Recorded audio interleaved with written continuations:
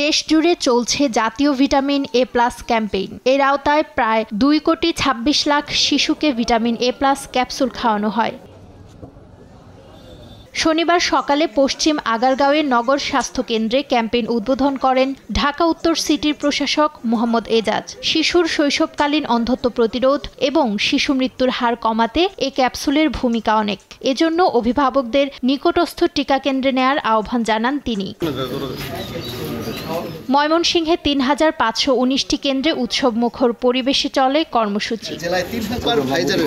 জেলায় 6 থেকে 11 মাস বয়সী 92,782 জন শিশুকে একটি করে নীল রঙের ক্যাপসুল এবং 12 থেকে 59 মাস বয়সী 7,77,878 জন শিশুকে লাল রঙের ক্যাপসুল খাওয়ানোর লক্ষ্যমাত্রা ঠিক করা হয়। সকাল 8টা থেকে এই ক্যাম্পেইন সফল করতে 7,038 জন স্বেচ্ছাসেবক কাজ করেন। ক্যাম্পেইনের আওতায় 6 থেকে 59 মাস বয়সী শিশুদের এই ক্যাপসুল খাওয়ানো হয়। সারা দেশে 1,20,000 টিকাদান কেন্দ্রে টিকা খাওয়ানোর ব্যবস্থা হচ্ছে। শিশুদের ভরা পেটে কেন্দ্রে নিয়ে যাওয়া, কান্নার সময় জোর করে ক্যাপসুল না খাওয়ানো সহ নানান নির্দেশনা দিয়েছে স্বাস্থ্য অধিদপ্তর।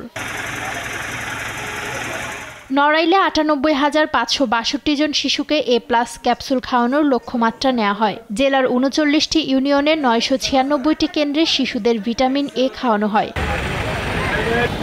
উৎসবমুখর পরিবেশে ভোলায়ও চলে ভিটামিন এ প্লাস ক্যাম্পেইন। সকাল থেকেই শিশুদের কেন্দ্রে নিয়ে আসেন অভিভাবকরা। এবছর 2,89,570 শিশুকে ভিটামিন এ প্লাস ক্যাপসুল খাওয়ানোর লক্ষ্যমাত্রা নির্ধারণ করেছে জেলা স্বাস্থ্য বিভাগ।